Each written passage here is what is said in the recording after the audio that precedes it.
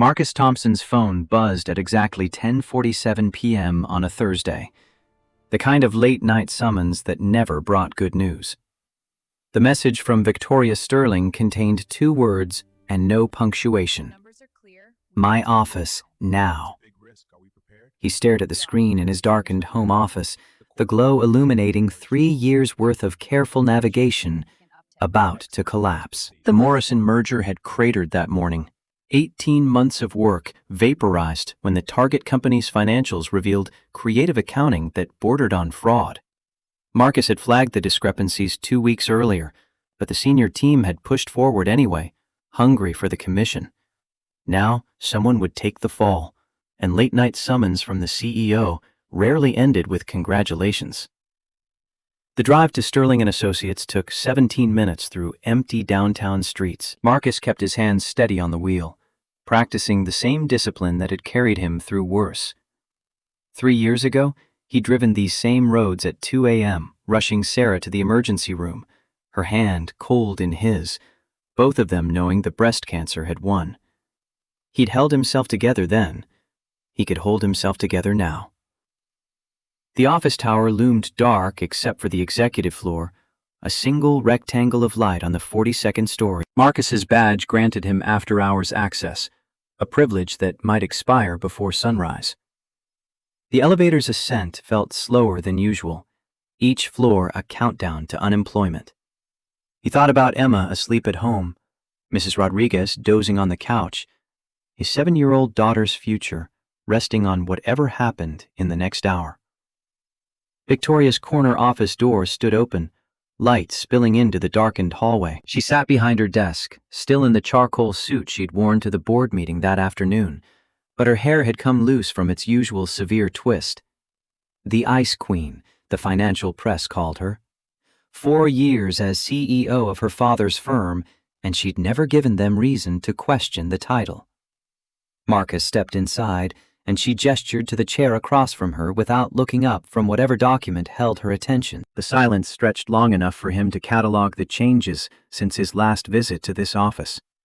A new Rothko print on the west wall, a crystal award from some industry association, the faint scent of jasmine tea instead of her usual black coffee. When she finally spoke, her voice carried none of the steel he'd expected. Close the door. He did, and the soft click of the latch felt like a trap springing shut.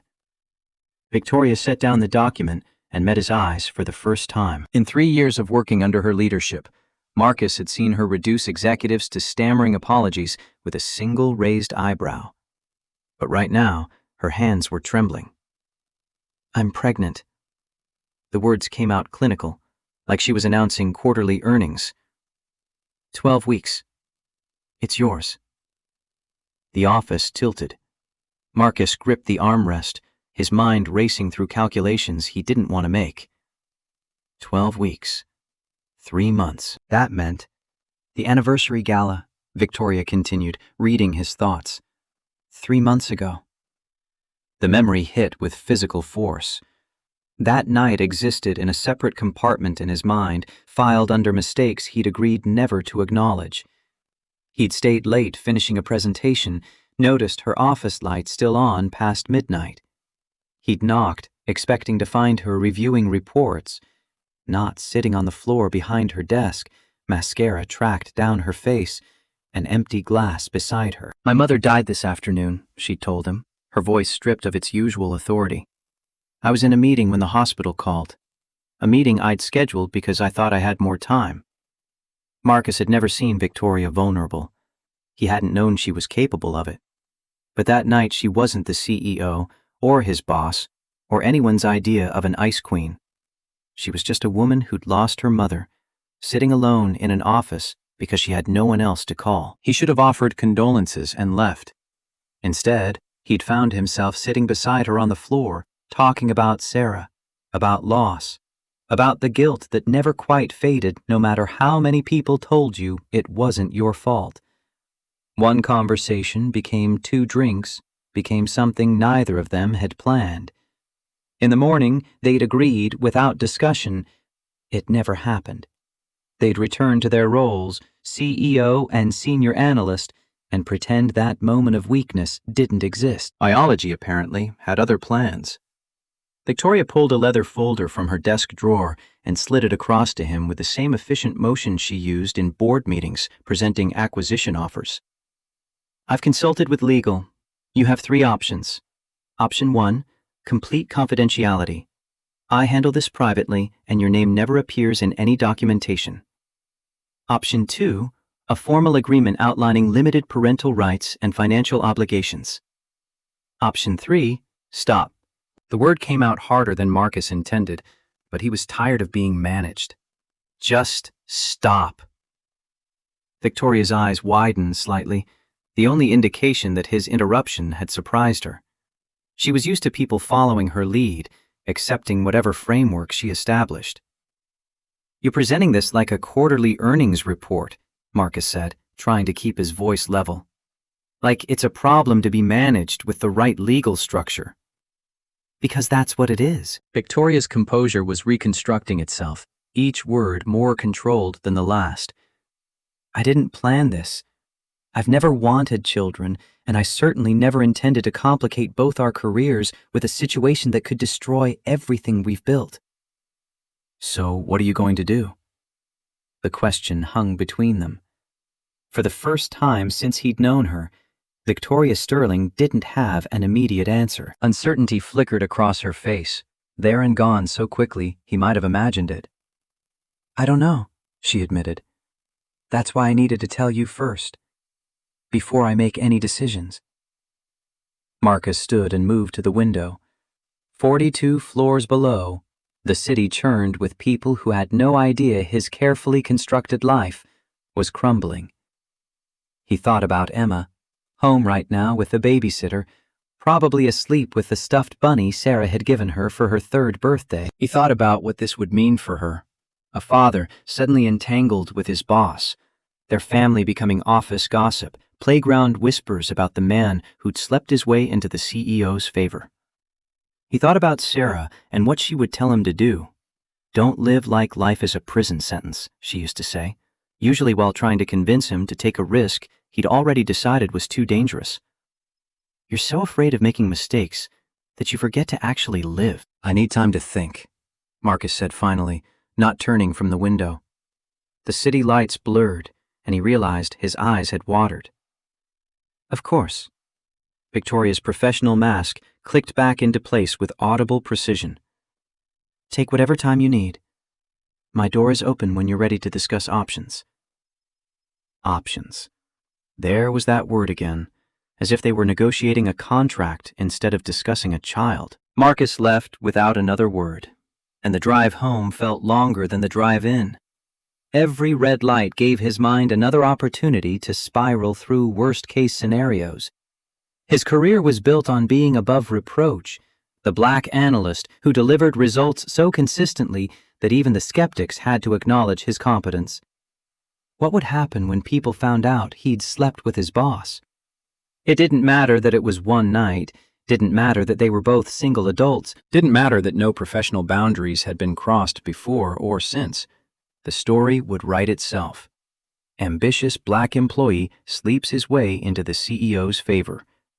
He could already hear the whispered assumptions, see the knowing looks from colleagues who'd always searched for reasons to discount him.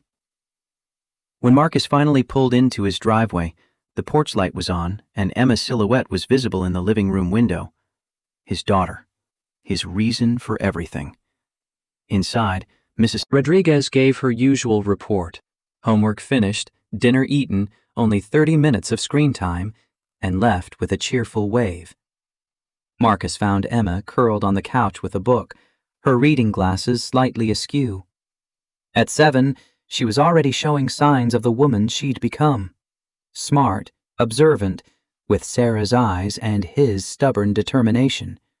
She'd been 3 when Sarah died, young enough that her memories of her mother came mostly from photographs and stories Marcus told her. Sometimes he caught her staring at old pictures, trying to hold on to something she could barely remember, and it broke his heart all over again.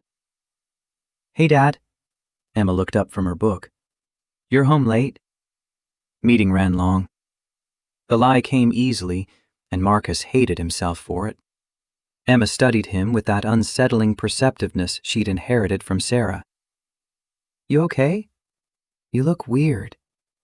"Just tired." Another lie. They were stacking up quickly. Marcus busied himself in the kitchen, reheating leftovers he had no appetite for. Through the pass-through window, he could see Emma pretending to read while actually watching him. She always knew when something was wrong. She just didn't always push. Tonight, she pushed. Emma appeared in the kitchen doorway, book tucked under her arm, that familiar determined expression settling over her features. "Dad, you can tell me if something's going on. I'm not a little kid anymore." Marcus looked at his daughter, this fierce, brilliant girl who'd already survived more loss than most adults. She deserved better than a father who hid things from her. But she also deserved a father who had answers. And right now, Marcus had nothing but questions. "It's just work stuff," he said, the partial truth feeling heavier than an outright lie. "Nothing you need to worry about." Emma's expression flickered with something that looked like disappointment. "Okay." She turned and walked back to the living room, and the soft sound of her retreat hit harder than any accusation. Marcus stood alone in the kitchen, the microwave humming beside him, thinking about all the ways his life was about to change. That night, after Emma had gone to bed, he sat in his home office staring at the photograph of Sarah on his desk. They'd taken it on their honeymoon, her laughing, him pretending to complain about the camera angle, both of them young and stupid enough to think they had forever. "What would you tell me to do?" The question went unanswered, but he could imagine Sarah's response. "Since when do you run from hard things?" The truth was he'd been running for years, running into work, into routine, into the safety of being so perfect that no one could find fault. He'd convinced himself it was for Emma, for stability, for survival. But maybe it was just fear wearing a more respectable mask. Friday morning arrived too quickly. Marcus dropped Emma at school, watching her disappear into the building with her oversized backpack and that slight limp she got when she was tired. The mitral valve prolapse had been detected at birth, a heart murmur that required monitoring but hadn't caused serious problems yet. The cardiologist said surgery might be necessary eventually, but for now, Emma just needed to avoid overexertion and come in for regular checkups. For now. 2 words that haunted every parent of a child with a chronic condition. Marcus arrived at Sterling & Associates an hour early, a habit he'd developed years ago. Being the first one in, the last one out, it was armor against the assumptions people made about black professionals who didn't fit their preconceptions. Victoria was already in her office, visible through the glass walls that separated the executive suite from the rest of the floor. She was always in her office. Marcus sometimes wondered if she slept there. The morning passed in a fog of emails and spreadsheets. Marcus forced himself to focus on a financial model for a potential acquisition, but the numbers kept blurring. Around 10, he noticed movement in Victoria's office. A meeting with the CFO, then another with the head of investor relations. Business as usual, except Victoria kept glancing toward his desk through the glass walls, and Marcus kept pretending not to notice. At 2:30, his phone buzzed with a text from an unknown number. When he opened it, Victoria's name appeared. "Need to talk. Not office. Coffee shop 2 blocks south. 4 p.m. The coffee shop was aggressively generic. Exposed brick, reclaimed wood tables, a chalkboard menu featuring 7 variations of overpriced espresso. Victoria sat in the back corner, laptop open, looking like any other professional grabbing an afternoon caffeine hit. She'd changed from this morning's navy suit into jeans and a sweater, her hair down. Marcus had never seen her in casual clothes. It made her look younger, more human. He slid into the seat across from her, and she closed the laptop.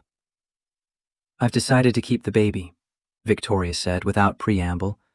No greeting, no small talk. "I'm telling you as a courtesy before I inform HR and the board." Marcus took a breath. trying to organize thoughts that had been racing for 16 hours. And my involvement? That's your choice. The legal team has drafted documents for either scenario: full parental rights with shared custody, or complete separation with financial support. Your name doesn't have to appear on the birth certificate if you prefer confidentiality. There it was again, the clinical approach, as if emotional detachment could protect them both from the mess they'd created. Marcus thought about Emma's question from the night before, her disappointment when he'd lied. He thought about Sarah telling him to stop being so afraid of living. "I'm not disappearing," Marcus heard himself say. "Whatever you decide about custody arrangements or legal agreements, I need you to know something. I'm not going to pretend this didn't happen. I'm not going to let you handle this alone just because it's more convenient for everyone." Victoria stared at him as if he'd started speaking a language she didn't understand. "Do you realize what you're saying? If people find out, I know exactly what happens if people find out." Marcus kept his voice low but firm. "I've been calculating those risks my entire professional life. Every meeting, every presentation, every interaction gets filtered through the question of how it will be perceived. I've spent 15 years trying to be so perfect that no one could question whether I belonged in the room." He leaned forward, holding her gaze. "But I have a daughter at home who's going to grow up and ask me what kind of man I am. And I refuse to be the kind of man who walks away because it's easier." Something shifted in Victoria's expression. Not quite softness, but a crack in the armor. "You're either very brave or very stupid." "Probably both." The ghost of a smile touched Victoria's lips, there for a second before vanishing behind her usual control. "I haven't told anyone yet. Not Amanda, not the board. But once I do, things are going to get complicated very quickly. They're already complicated." Victoria's phone buzzed on the table between them. She glanced at the screen, and her expression tightened. "Richard Hayes just called an impromptu senior leadership meeting for tomorrow morning. He's been positioning himself for months, waiting for any sign of weakness." Richard Hayes, the COO who'd been at Sterling & Associates for 12 years, always hovering one step below the top, watching Victoria with barely concealed resentment. He'd made his opinions clear at last quarter's board meeting. The CEO position should have gone to someone with operational experience, not the founder's daughter trading on her last name. "You think he knows?" Marcus asked. "I think he suspects. Richard has informants everywhere." Victoria gathered her laptop and stood. "Be careful, Marcus. Once this becomes public, you're going to be the one who suffers most. People will say you manipulated your way into my favor. They'll question every promotion, every project, every success you've ever had." "I know."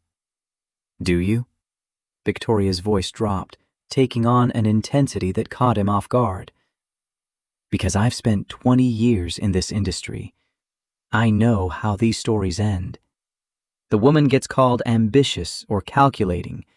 The man gets called predatory. And if the man happens to be black..."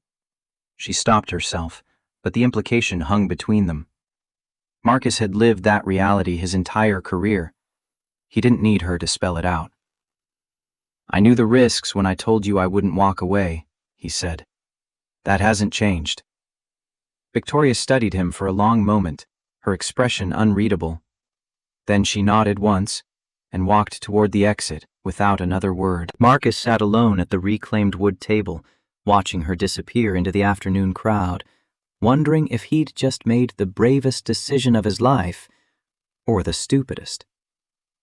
Saturday morning, Emma woke him at 7 with her usual efficiency, a gentle shake of his shoulder and a whispered, "Dad, I'm hungry," that meant she'd already been awake for an hour trying to let him sleep. Marcus hauled himself out of bed and found her in the kitchen, attempting to make cereal, but struggling with the milk jug that was too heavy for her to manage safely.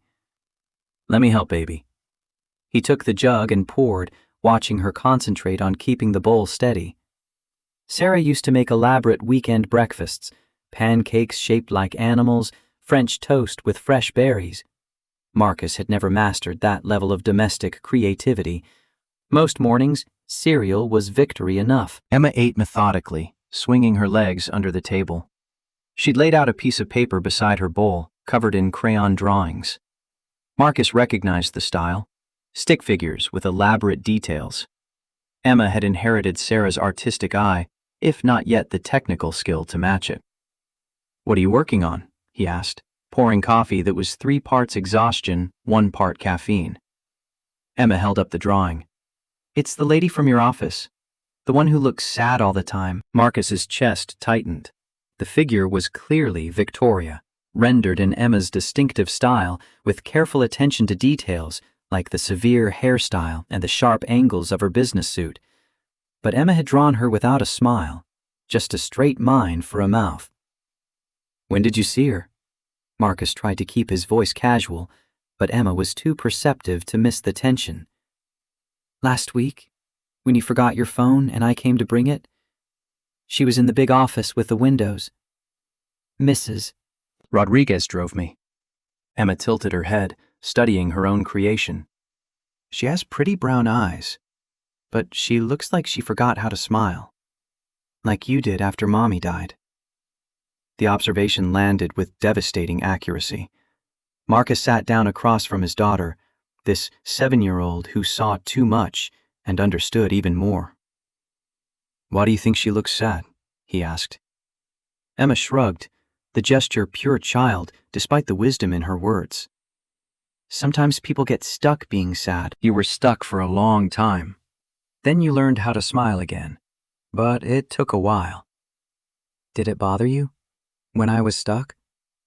Emma considered the question with the seriousness she brought to everything. "A little. But Mommy told me it would happen. Before she got really sick, she said you might be sad for a while, but I should be patient, because you loved me even when you couldn't show it right." Marcus felt tears prick his eyes. Sarah had been so careful in those final weeks, preparing Emma for a future she wouldn't see, teaching their daughter to understand grief before she was old enough to spell it. "Your mom was pretty smart, huh?" "The smartest." Emma returned to her cereal, then added with the casual tone children use for bombshells, "You should help the sad lady learn to smile again. You're good at that." Monday arrived with the weight of inevitability. Marcus dropped Emma at school, watching her join the cluster of second graders near the playground. She turned and waved, her backpack nearly as big as she was, and he waved back, thinking about how much life could change while still looking exactly the same from the outside. The office buzzed with the usual Monday energy, people clutching coffee, comparing weekend stories, settling into routines. Marcus kept his head down, focusing on the acquisition analysis that was due by Wednesday. Around 10, he noticed movement in Victoria's office. Richard Hayes and 2 other senior executives filed in, the door closing behind them. Through the glass walls, Marcus could see Richard doing most of the talking, Victoria's expression neutral and controlled. At the coffee machine, 20 minutes later, Marcus overheard 2 junior analysts talking just loud enough to carry. They didn't know he was there, separated by a partition, but close enough to catch every word. "Did you see Thompson coming out of Sterling's office again Friday afternoon? 3rd time in 2 weeks. I heard he's been getting all the premium assignments lately. Morrison merger, the Techstone acquisition analysis, that consulting project for the board. Must be nice to have that kind of access." Marcus's hand tightened around his coffee cup. The analysts moved away, still talking, and he stood frozen behind the partition. It had started. The whispers, the speculation, the slow erosion of 15 years of earned credibility. And Victoria wasn't even showing yet. What would happen when she was visibly pregnant, when the timeline became obvious, when people started doing math? Wednesday afternoon, Marcus was called into a conference room on the 38th floor. Helen Cross, the head of human resources, sat at the head of the table flanked by 2 lawyers he didn't recognize. The setup screamed trouble. "Mr. Thompson," Helen's smile didn't reach her eyes. "Thank you for taking the time to meet with us." "Of course." Marcus kept his voice steady, professional. "What's this about?" "Just some standard questions regarding your recent interactions with Miss Sterling." Helen opened a folder in front of her. the gesture somehow making the informal conference room feel more like an interrogation chamber. "We've noticed you've had an unusual number of private meetings with the CEO over the past month.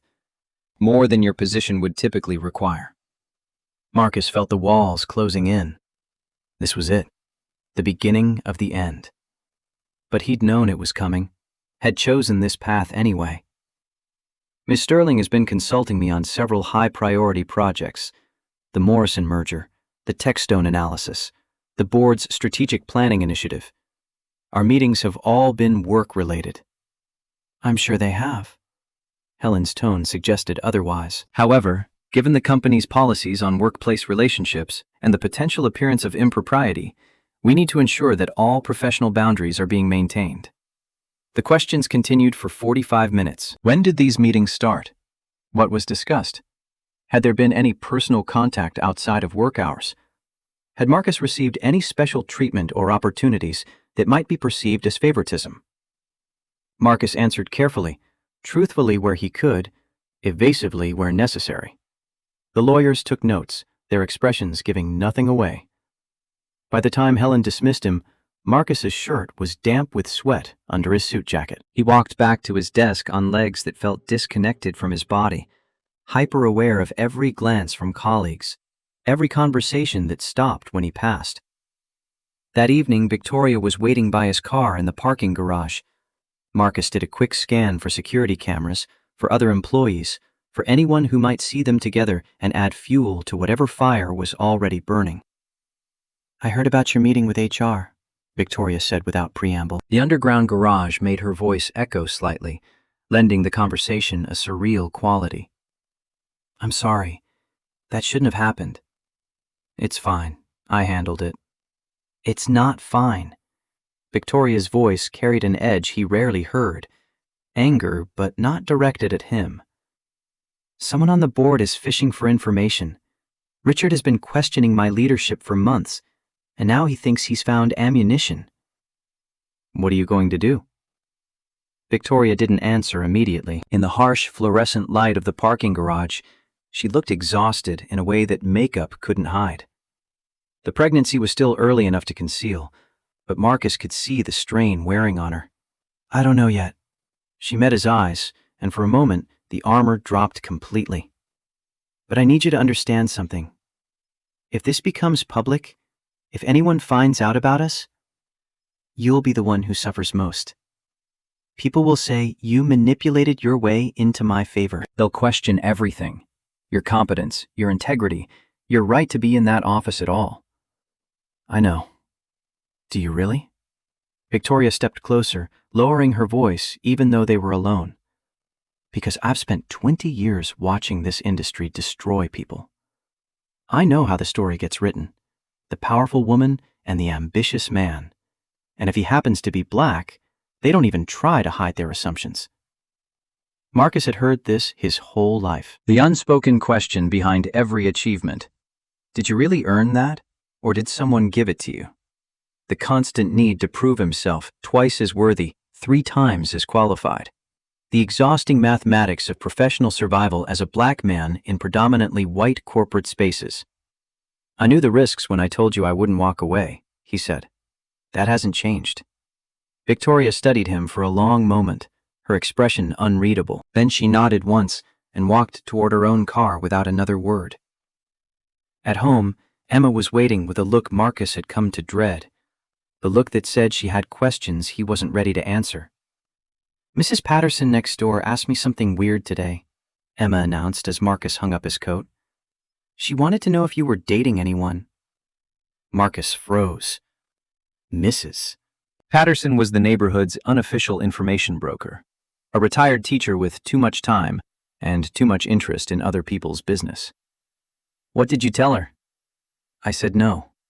Was I supposed to say something else? "No, that was the right answer." Emma crossed her arms, a gesture she'd picked up from watching him. "Dad, you've been acting strange for weeks. Coming home late, checking your phone constantly, barely eating dinner.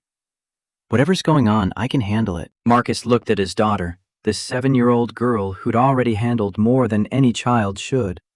She'd lost her mother at 3, watched her father disappear into grief for months, learned to be independent in ways that sometimes broke his heart. She deserved the truth. But the truth would change everything, and Marcus wasn't sure either of them was ready for that. "It's complicated," he said, hating himself for the evasion.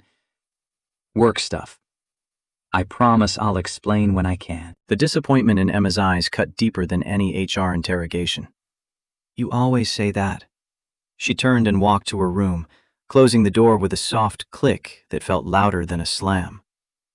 Marcus stood in the empty living room, the walls closing in, thinking about dignity and truth and the impossible mathematics of doing right by everyone. His phone buzzed with a text from Victoria. "Board meeting scheduled for Friday. Richard is making his move. Be ready." Ready for what? Marcus stared at the message, then at Emma's closed door, then at the photograph of Sarah on the mantel.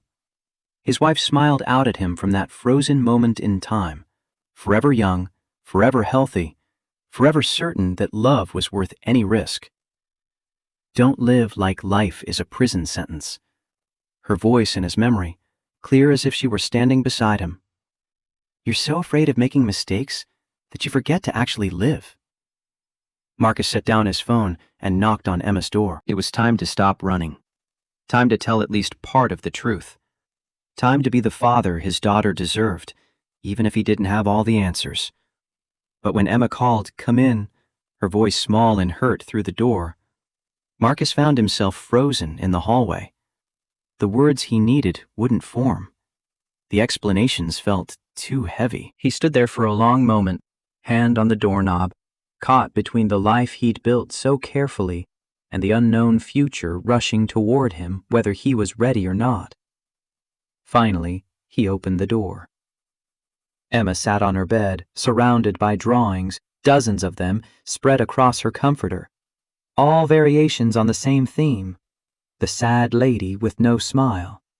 Victoria rendered in crayon and marker and colored pencil, each version capturing something Marcus hadn't quite articulated to himself. The loneliness, the armor, the humanity buried under layers of professional control. "She's important to you," Emma said, not quite a question. Marcus sat on the edge of the bed, careful not to disturb the gallery of drawings. "Yeah, baby, she is." "As important as Mommy was?" The question could have been a trap, a test, a 7-year-old's attempt to understand loyalty and love and loss. But Emma's face held only curiosity, that same open honesty she brought to everything. "Different," Marcus said carefully. "Your mom will always be the most important person I ever knew. But that doesn't mean there's no room for anyone else to matter." Emma considered this, then picked up one of the drawings. "Mommy told me something before she got really sick. She said you might find someone new someday, and that would be okay. She said love doesn't run out." Marcus felt his throat close. Sarah had been so deliberate in those final weeks, planting seeds for a future she wouldn't see, teaching their daughter lessons about grief and healing and the stubborn persistence of hope. "She was right about that," he managed. "So are you going to help the sad lady learn to smile?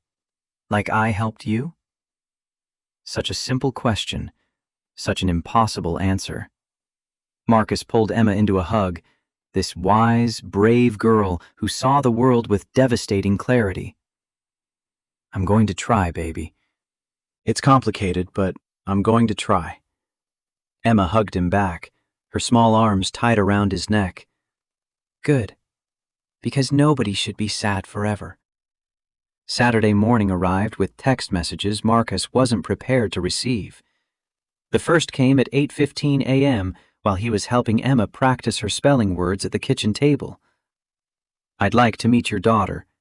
If we're doing this, she should know who I am." The second followed 30 seconds later. "Today, if possible, before I lose my nerve." Marcus stared at his phone, watching the implications multiply.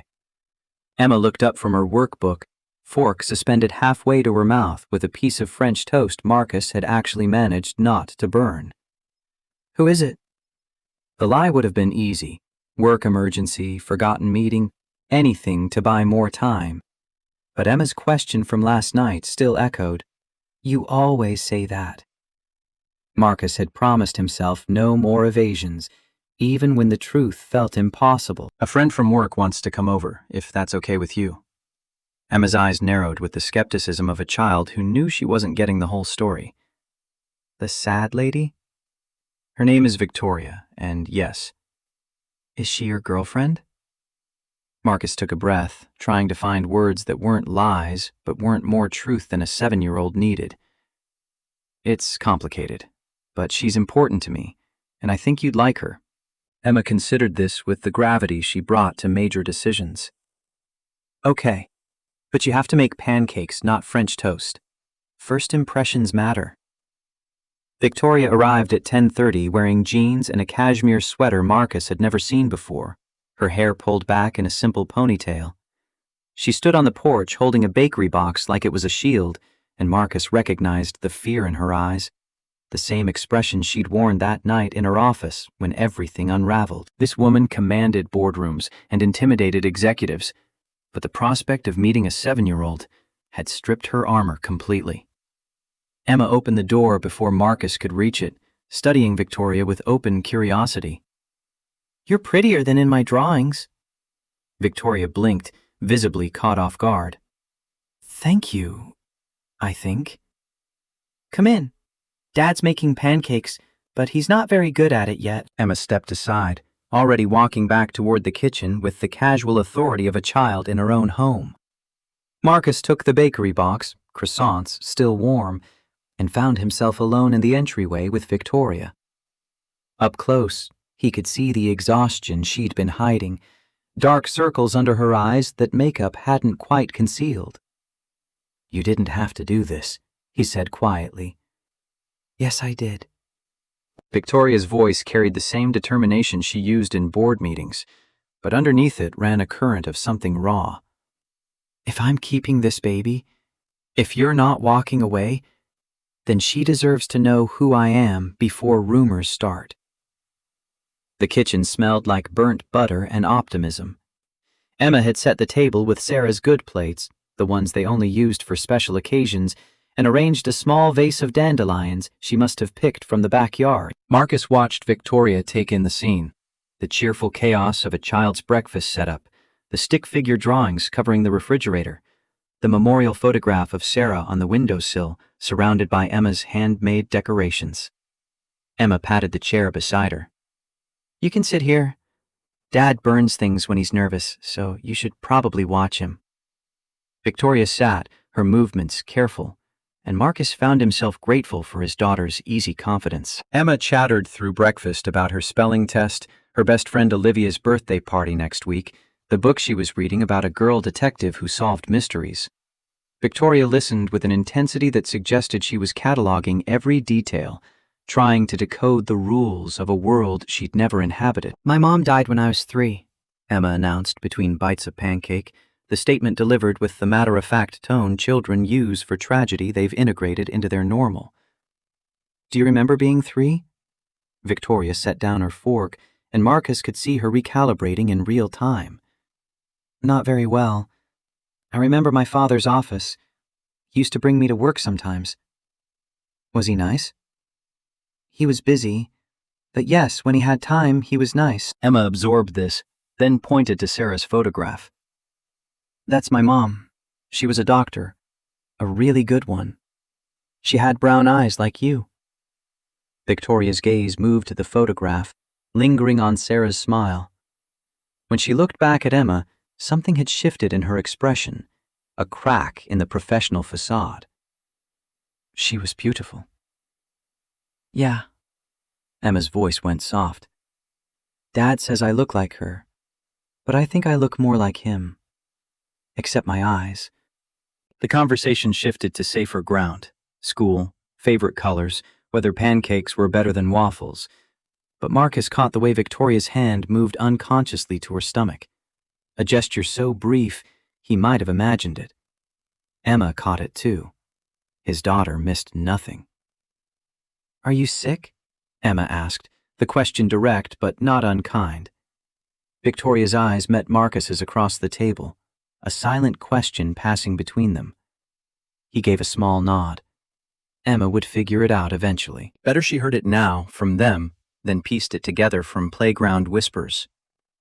"I'm pregnant," Victoria said, her voice steady despite the tremor Marcus could hear underneath. "It's very early still, but yes." Emma's expression cycled through surprise, calculation, and something Marcus couldn't quite maim. "Is it Dad's baby?" The bluntness of childhood left no room for evasion. Victoria's composure wavered, but she held Emma's gaze. "Yes. So I'm going to have a brother or sister?" "A sister, probably. The doctors aren't sure yet, but yes. You would be her big sister." Emma processed this information with the seriousness she brought to complex problems. Marcus held his breath, waiting for anger or confusion or any of the reactions a child might reasonably have to this news. Instead, Emma picked up her fork and returned to her pancakes. "Okay, but you should know, I'm really good at being a big sister. I've been practicing with Olivia's little brother." The relief that washed over Victoria's face was so naked that Marcus had to look away. She'd been braced for rejection, for tears, for the complicated emotions of a child processing a major life change. Emma's simple acceptance had demolished her defenses more effectively than any breakdown. After breakfast, Emma insisted on showing Victoria her room, a shrine to creative chaos featuring a gallery wall of her artwork, a bookshelf organized by color rather than any system that made sense to adults, and a collection of stuffed animals with elaborate backstories. Victoria sat on the floor, listening to explanations about which bears were friendly and which ones were secretly royalty, and Marcus leaned against the doorframe, watching the Ice Queen of Sterling and Associates learn the mythology of a 7-year-old's imagination. "This one is Mr. Patches," Emma said, holding up a threadbare rabbit. "Mommy gave him to me before she got really sick. She said he'd protect me when she couldn't anymore." Victoria reached out and touched the rabbit's worn ear with unexpected gentleness. "He's done a good job then." "Yeah, but sometimes I worry he's getting tired. He's pretty old." Emma set the rabbit back in its place of honor on her pillow. "Do you have any stuffed animals?" "Not anymore. I did when I was your age, but they got lost somewhere along the way." Emma considered this tragedy with appropriate gravity. "That's really sad. Everyone should have at least one." That night, after Emma had brushed her teeth and changed into pajamas covered with stars, she appeared in the living room where Marcus and Victoria sat on opposite ends of the couch, maintaining careful distance. "I'm ready for stories," Emma announced, clutching her current favorite, a worn copy of Where the Wild Things Are that had been Sarah's as a child. Marcus started to stand, but Emma shook her head. "Miss Victoria should read it. She needs to practice." Victoria's eyes widened slightly, but she took the book Emma offered. They settled on the couch, Emma nestled against Victoria's side with the ease of a child who'd never learned to fear affection. Marcus watched Victoria open the book, her movements stiff, and begin reading in the same formal tone she probably used for quarterly reports. The night Max wore his wolf suit and made mischief of one kind, Emma interrupted. "No, you have to do the voices." "The monsters have to sound scary, but not too scary. And Max has to sound brave." Victoria glanced at Marcus, something close to panic flickering across her face. He gave her an encouraging nod, and she tried again, this time adding inflection that was stilted but genuine. By the third page, Emma was making corrections. The monster voice should be deeper, and Max wouldn't say it like that. He'd be more excited. Victoria adjusted, her readings getting looser, more playful. When she reached the part where the wild things roared their terrible roars, she actually growled, and Emma dissolved into giggles. "Better. Now say I love you like you really mean it. That's the most important part." Victoria read the line, "And Max, the king of all wild things, was lonely and wanted to be where someone loved him best of all." but her voice caught on the last words. Emma looked up at her, studying Victoria's face with that unnerving perception. "Say it again," Emma commanded, her voice gentle but insistent. "The part about being loved. But this time, believe it." Victoria's hands trembled slightly on the pages. She read it again, slower this time, and Marcus heard the emotion she couldn't quite hide. "Wanted to be where someone loved him best of all." "Perfect," Emma declared, satisfied. She snuggled deeper against Victoria's side. "You're learning." After Marcus tucked Emma into bed and returned to the living room, he found Victoria standing by the window, arms wrapped around herself. The evening had painted the sky in shades of purple and gold, and the light caught her profile in a way that made her look younger, more vulnerable than he'd ever seen her. "Thank you," she said without turning around, "for letting me do this, for not shutting me out." "She likes you." "She's extraordinary. So wise and so innocent at the same time." Victoria finally faced him, and Marcus saw tears she was fighting to control. "I don't know how to be what she needs, what this baby will need. I've spent my entire adult life avoiding exactly this kind of connection." Marcus crossed the room, stopping just short of touching her. "Nobody knows how to be a parent before they become one. Sarah and I had 9 months to prepare, and we still had no idea what we were doing when Emma arrived." "But you figured it out." "We made it up as we went, got things wrong more often than right. The only thing we knew for certain was that we loved her." Marcus took a risk and reached for Victoria's hand. Her fingers were cold. "That's the only qualification that really matters." Victoria looked down at their joined hands. "I'm terrified of this. Of failing. Of being like my mother, giving up everything and ending up with nothing." "Your mother didn't end up with nothing. She had your father's company, a family, a life. She died alone in a nursing home while I was in a meeting I'd scheduled because I thought I had more time." Victoria's voice broke on the last word. "I spent 40 years watching her sacrifice her own ambitions for my father's empire, and I swore I would never make that trade. Never depend on anyone. Never let love make me weak." Marcus pulled her closer, and she didn't resist. "Needing someone isn't weakness." "Then what is it?" "Being human." They stood like that for a long moment, and Marcus felt the wall between them cracking. But before either could say anything else, Victoria's phone buzzed with an incoming text. She pulled away to check it, and her expression transformed from vulnerable to guarded in an instant. "Richard Hayes just sent the board his proposal for leadership transition during CEO medical leave." She looked up, her eyes hard. "It's starting." Monday morning brought Helen Cross to Marcus's desk at 9:15 a.m., flanked by the same 2 lawyers from the previous week. The open plan office meant everyone could see her arrive, could watch Marcus being summoned for the second time in 5 days. Conversations stopped. Heads turned. The whispers would start before he even reached the conference room. This time the questions were more pointed. When exactly had his relationship with Victoria Sterling begun? Had he received preferential treatment in project assignments? Could he provide documentation of his qualifications for the Morrison merger? Had there been any discussion of personal matters during work hours? Marcus answered each question with the same careful precision, but the lawyer's expressions remained neutral, giving nothing away. After 90 minutes, Helen leaned back in her chair with the expression of someone about to deliver bad news dressed up as procedure.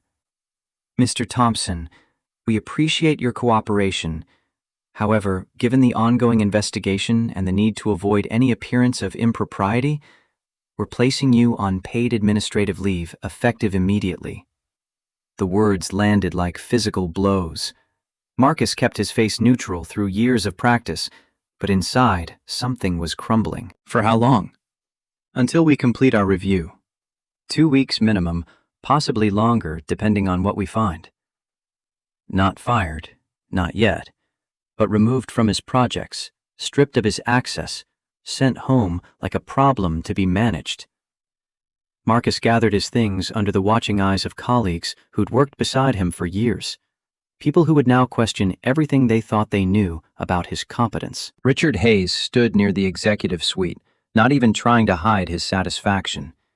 Emma's school called at 2:15 p.m., while Marcus sat in his home office staring at the wall, trying to process his new reality. The nurse's voice carried the carefully controlled urgency of someone trained not to panic parents. "Mr. Thompson, Emma fainted during recess. She's conscious now, but her lips were blue and her pulse was weak. We've called an ambulance." Marcus was in the car before the nurse finished the sentence. The drive to Children's Memorial Hospital took 18 minutes that felt like 18 hours. He found Emma in the ER, small and pale against white sheets, monitors beeping a rhythm that made his chest tight. She managed a weak smile when she saw him. "Hi, Dad. I'm okay." But the doctor, a young woman with kind eyes and a name tag that read Dr. Martinez, pulled Marcus aside for the conversation no parent wants to have. The mitral valve prolapse had worsened. The fainting episode was a warning. Surgery might not be optional much longer. Marcus called Victoria without thinking, his hands shaking too much to find anyone else's number. She answered on the first ring. "Emma's in the hospital. Children's Memorial, 4th floor." His voice sounded wrong, distant. "She fainted. Her heart. I'm coming." Victoria arrived 40 minutes later, still in her business suit, her heels clicking purposefully down the hospital corridor. Marcus stood when he saw her, and she went straight to Emma's room without asking permission. Emma was awake, tired but stable, and her face lit up when Victoria walked in. "You came! Dad said you'd be too busy." Victoria sat in the chair beside the bed and took Emma's hand. "I'm never too busy for you." Marcus watched from the doorway as his daughter and the woman carrying his child talked quietly. Emma explained what had happened. She'd been playing tag, felt dizzy, woke up surrounded by teachers. Victoria listened with complete attention, asking gentle questions, stroking Emma's hair with a tenderness Marcus hadn't known she possessed. Dr. Martinez returned with test results. The episode had been triggered by exertion, but the underlying issue was deteriorating faster than they'd hoped. They'd need to schedule surgery consultation, discuss options, potentially operate within the next 6 to 12 months, rather than waiting for Emma to be older. "She's strong," Dr. Martinez assured them, "and the surgery has a very high success rate. But we do need to be proactive." After Emma fell asleep, Marcus and Victoria sat in the waiting area outside her room. The hospital hummed with quiet activity, nurses making rounds, machines beeping, families huddled in various states of worry. Victoria's hand found his, and they sat in silence for a long time. "Tell me about when Sarah died." Victoria's voice was barely above a whisper. "If you can." Marcus hadn't talked about it in detail for years. Most people didn't really want to know. They wanted sanitized grief, the version that made them feel better about their own mortality. But Victoria's question held genuine need to understand, not comfort. Breast cancer. Stage 4 by the time they caught it. She fought for 18 months. Marcus stared at their joined hands. At the end, she was so weak she could barely speak. But she made me promise something. "What?" "Not to let grief make me a ghost. Not to stop living just because she couldn't." Marcus's throat closed around the words. She said Emma would need a father who was present, not just physically there. And she said I might find someone else someday, and that was okay. That love doesn't have an expiration date. Victoria's grip on his hand tightened. "My mother spent 40 years supporting my father's company, gave up her law degree, her ambitions, everything. When he died 5 years ago, she didn't know who she was without him. I watched her fade away, and I swore I would never be that dependent, never need anyone so much that losing them would destroy me." "But you're alone." Marcus turned to face her. "Is that freedom? or just another kind of cage?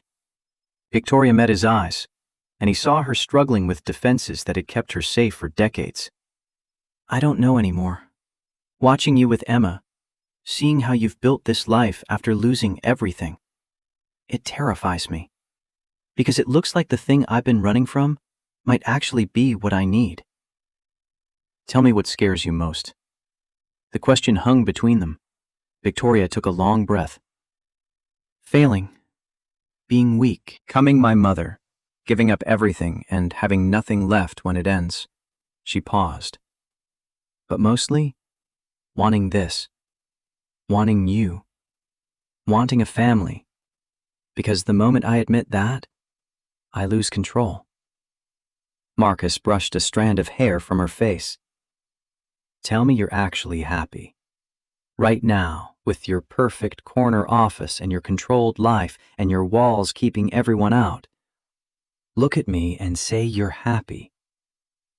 Victoria tried to hold his gaze, but couldn't. Tears spilled over despite her attempt to contain them. I can't. The confession broke something open between them. Marcus pulled her close, and she buried her face against his shoulder, her careful composure finally cracking. They sat like that while hospital life continued around them, two people learning to need each other, despite every instinct telling them it was dangerous. Emma woke an hour later and found them still together, Victoria's hand in Marcus's, her head resting against his shoulder. Emma's smile was knowing and satisfied, the expression of a child who'd predicted this outcome all along.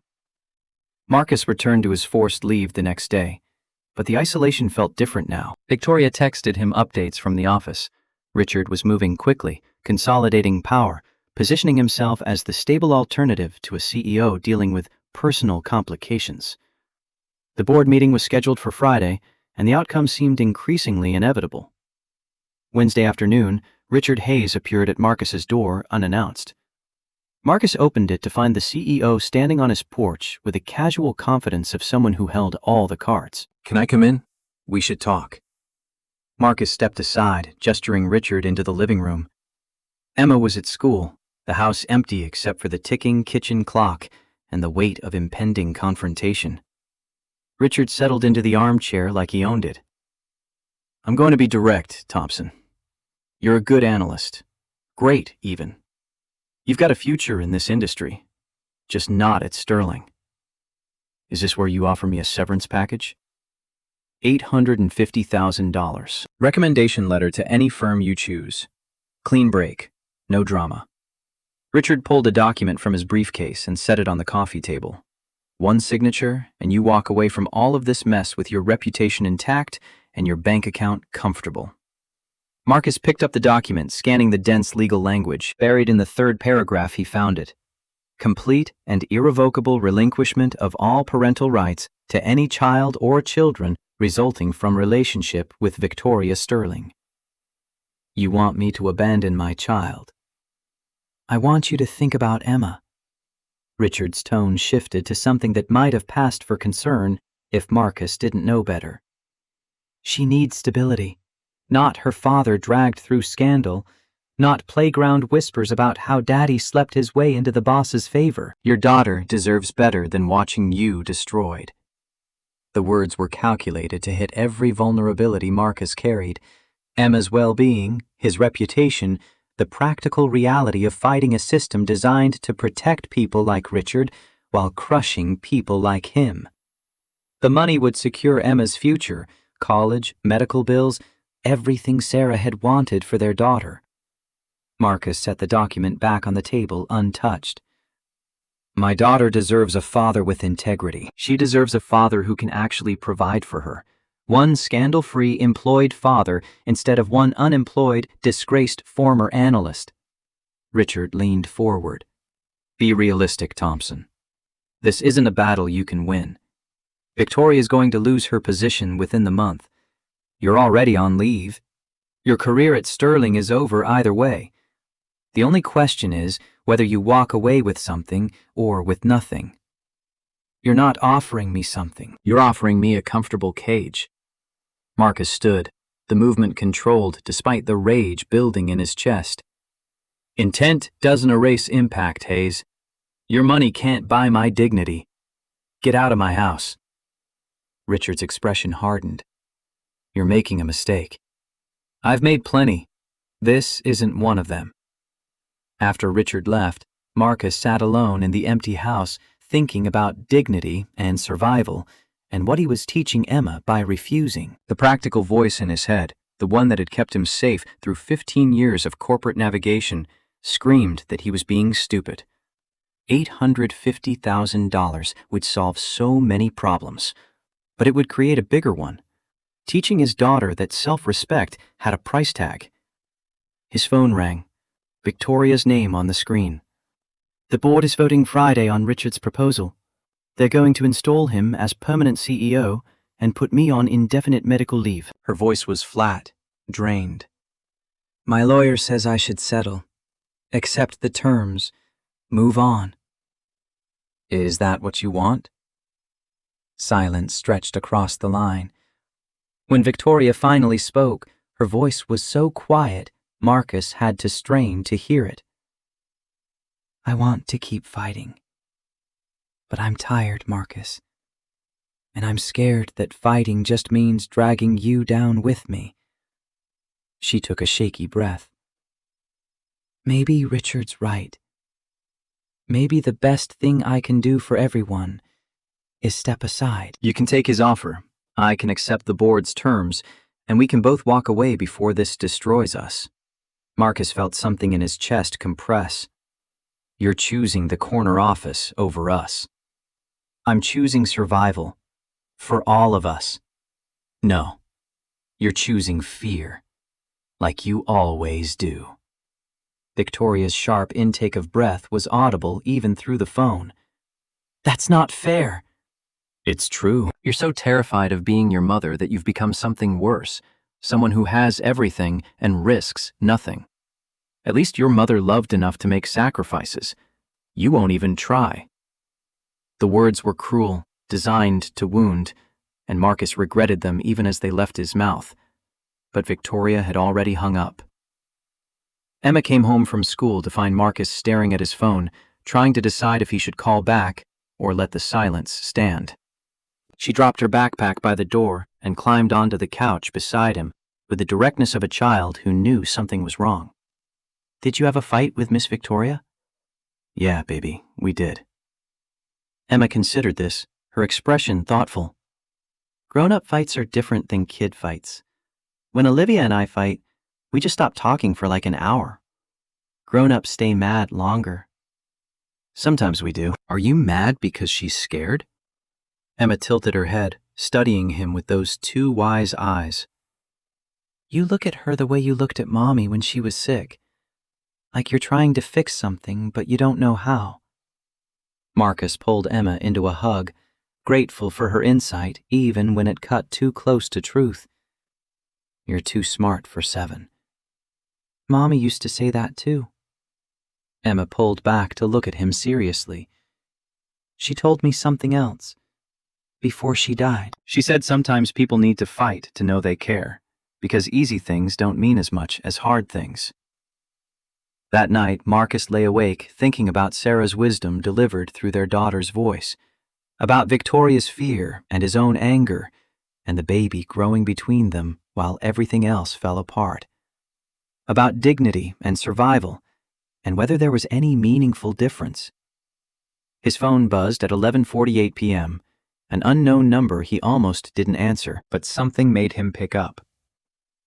Mr. Thompson? This is Dr. Reeves from St. Catherine's Medical Center. You're listed as emergency contact for Victoria Sterling. Marcus was moving before the doctor finished explaining. Victoria collapsed at home. Severe preeclampsia, blood pressure dangerously high, baby in distress. Amanda had found her unconscious, laptop still open, surrounded by work she'd been doing despite doctor's orders to rest. The drive to St. Catherine's passed in a blur. Marcus arrived to find a cluster of Sterling executives in the waiting room. Richard Hayes, Margaret Powell, 3 other board members. Richard blocked his path with barely concealed satisfaction. Family only, Thompson. Before Marcus could respond, a nurse appeared in the doorway. "Mr. Thompson, Miss Sterling is asking for you." The silence that followed was profound. Richard's face registered shock, then fury, then calculation. Margaret Powell watched with interest. Marcus walked past all of them, following the nurse down the corridor while feeling the weight of every stare. Victoria lay in the hospital bed, hooked to monitors that beeped warnings Marcus didn't understand. Her face was swollen, her usual control stripped away by medical crisis. When she saw him, tears spilled over. "You came." Marcus took her hand, and it was cold despite the heated room. "Of course I came." "I'm sorry. For what I said. For being such a coward." Victoria's words came fast, panicked. "The doctor says the baby's okay, but I have to stop working. Complete bed rest. And I can't do it. I can't stop. If I stop, Richard wins. The company my father built."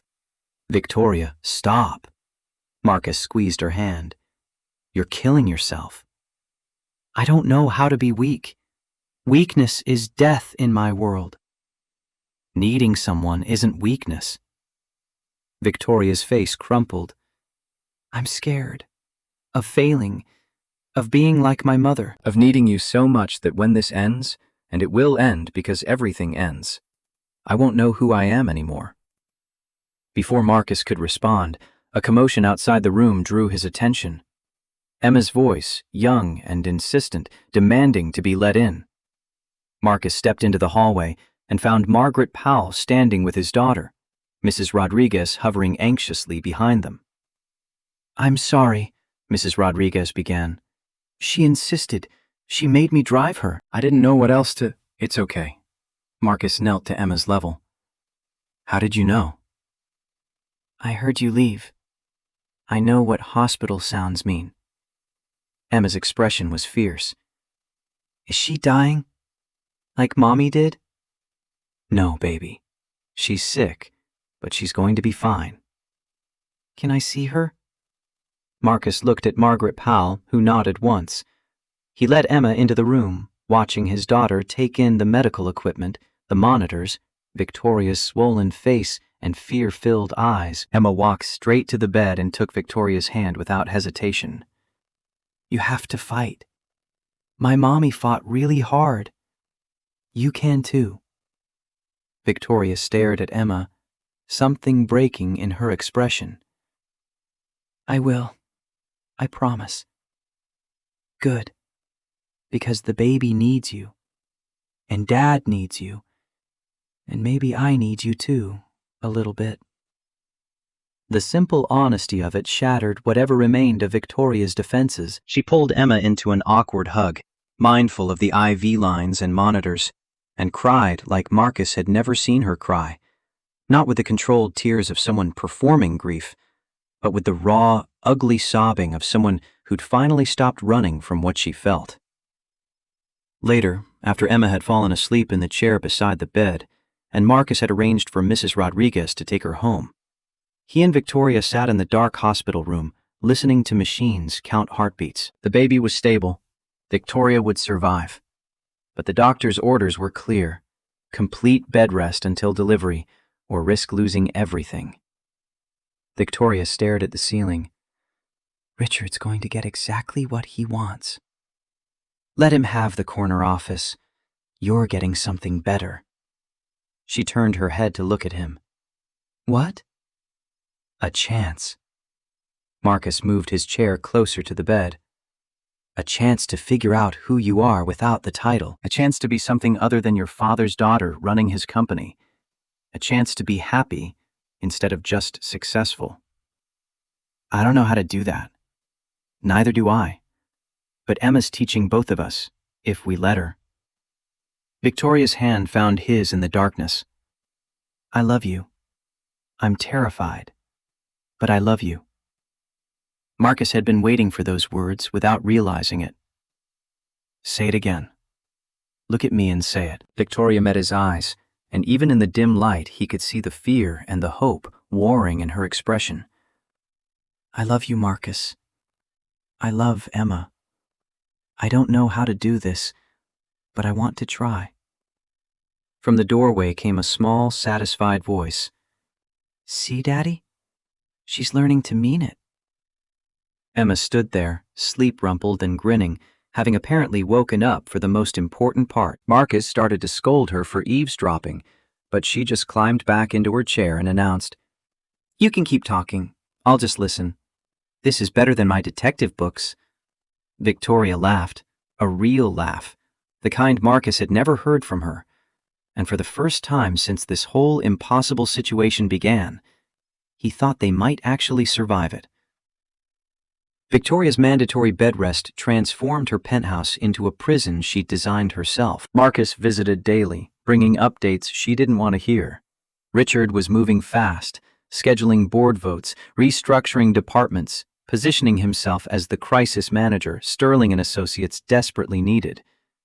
The investigation into favoritism had concluded with a finding of no policy violations but serious concerns about judgment and professionalism. Clean enough to avoid lawsuits, damaging enough to justify everything Richard wanted. 2 weeks after Victoria's collapse, Marcus sat in his home office staring at email from the external audit team. They'd cleared him of misconduct.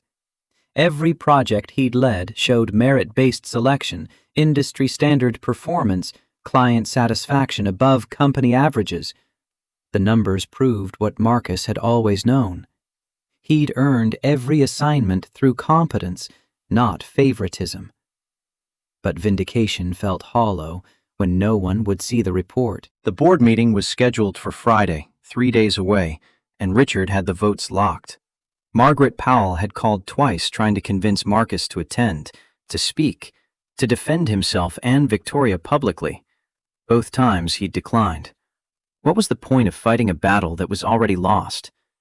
Emma found him like that Thursday afternoon, home early from school for a teacher planning day, her backpack sliding off one shoulder. She studied him with the expression she got when working through difficult math problems. "You're giving up." Marcus looked up, surprised by the accusation in her voice. "It's complicated, Em." "No, it's not.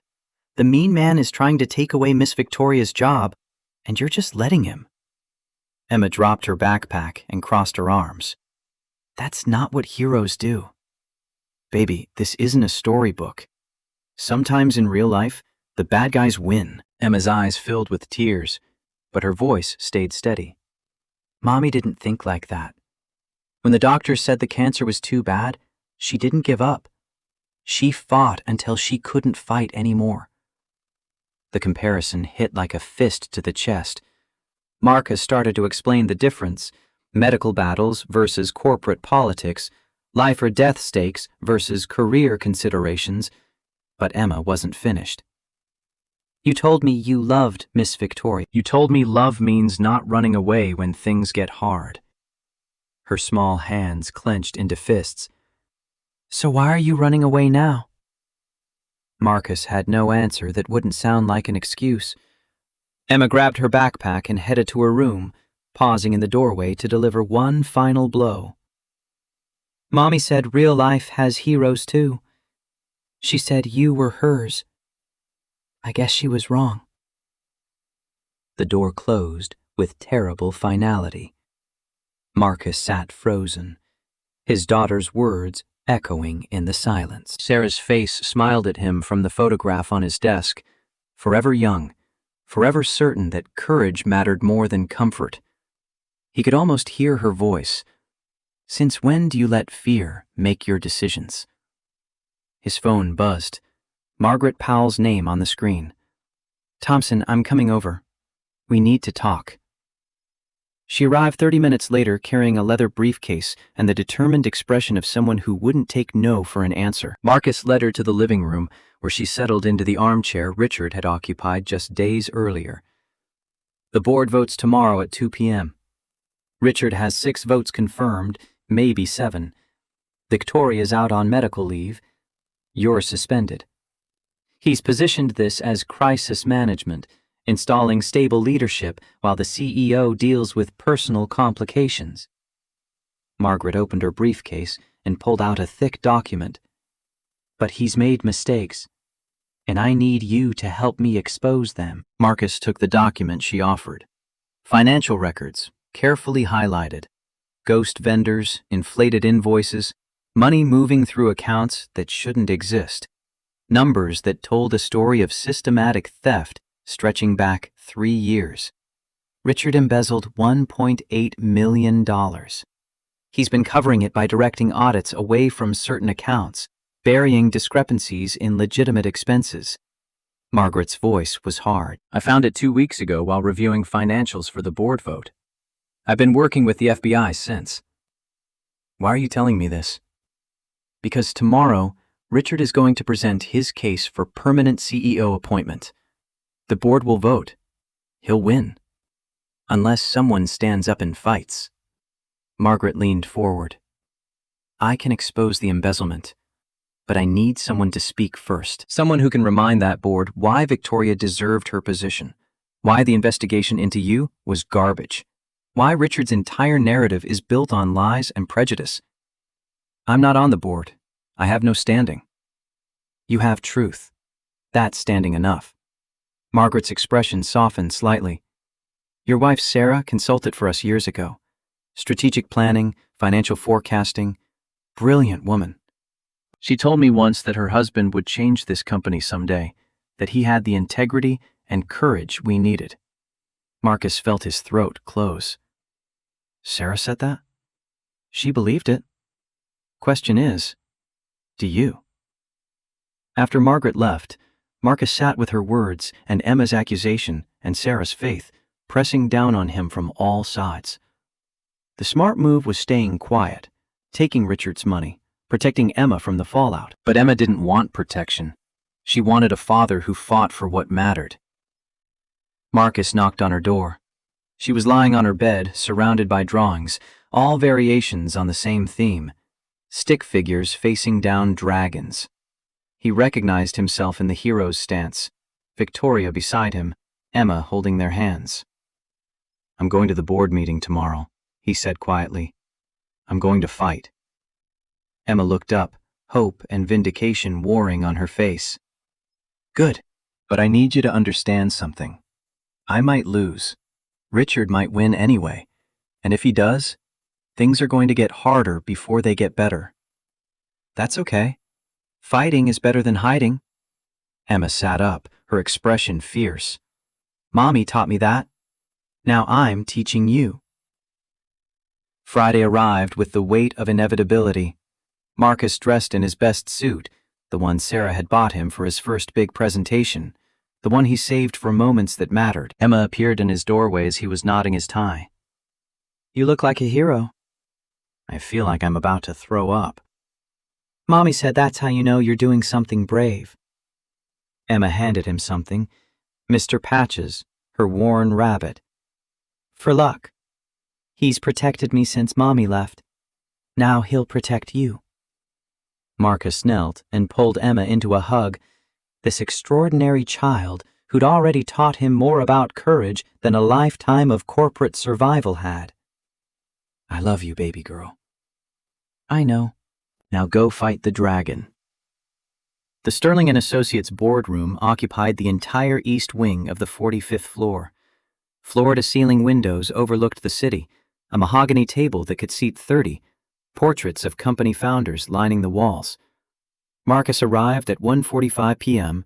and found the waiting area outside already occupied, executives, lawyers, assistants, all preparing for the meeting that would reshape the company's leadership. Richard stood near the entrance talking to 2 board members, his expression satisfied. When he saw Marcus, surprise flickered across his face before settling into contempt. Thompson, I didn't expect to see you here. I'm here to speak to the board. You have no authority, no standing. This is closed session. Margaret Powell emerged from the boardroom, her timing too perfect to be coincidence. Let him speak, Richard. The board can decide whether his testimony is relevant. Richard's jaw tightened, but he couldn't refuse without looking afraid. Marcus followed Margaret into the boardroom, feeling the weight of 14 pairs of eyes assessing him. The board members sat in a semicircle, Men and women who controlled billions in assets, who'd built careers on reading people and calculating risk. They would give him 5 minutes if he was lucky. He needed to make them count. Richard opened with his presentation, smooth and practiced. Victoria's medical leave created leadership vacuum. The investigation into workplace relationships, while concluding with no policy violations, had damaged client confidence. Stock price had dipped 3%. 2 major clients had requested reassurance. The company needed stability, proven operational excellence, someone without the complications that came with personal entanglements. I propose permanent CEO appointment effective immediately, with Victoria Sterling transitioning to emeritus board member with full severance and benefits. A clean break that protects the company while honoring her contributions. Richard clicked through slides showing organization charts, efficiency metrics, profit projections. We need leadership that can focus entirely on business, without distraction. The presentation lasted 20 minutes. When Richard finished, the board chair, a silver-haired man named Thomas Cartwright, looked toward Marcus. "Mr. Thompson, Margaret tells us you have something to say. You have 10 minutes. Marcus stood, his mouth dry, Emma's rabbit tucked in his jacket pocket.